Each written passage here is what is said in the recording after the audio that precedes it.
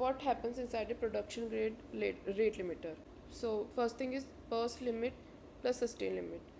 सो burst limit क्या होता है कि एक साथ में मैक्सिमम कितनी रिक्वेस्ट आ सकती है. सस्टेन लिमिट की एक फिक्स टाइम पीरियड में कितनी रिक्वेस्ट एक यूज़र कर सकता है.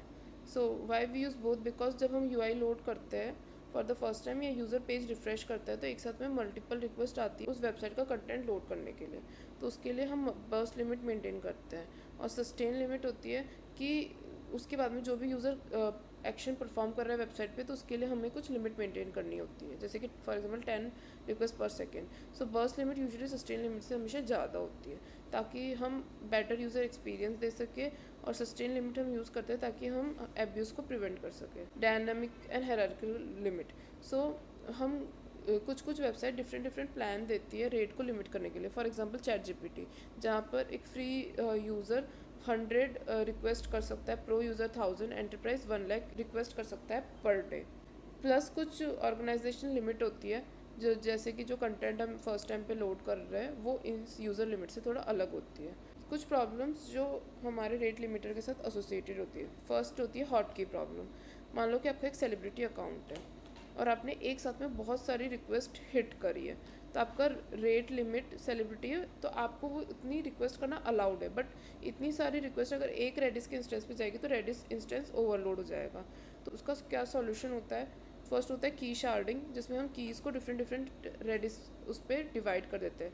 कुछ हम लोकल कैशे मेंटेन करते हैं और कुछ हम एक रेडिस इंस्टेंस के मल्टीपल रेप्लिकेशन बना के रिक्वेस्ट को उन पर डिवाइड करते हैं. अब अगर रेडिस डाउन है तो उस केस में हम रिक्वेस्ट को सर्वर पे जाने देंगे या नहीं जाने देंगे. उसके लिए दो वेज होते हैं. फर्स्ट होता है फेल ओपन, कि अगर रेडिस डाउन है तो हम रिक्वेस्ट को डायरेक्टली सर्वर पे रीडायरेक्ट कर देते हैं.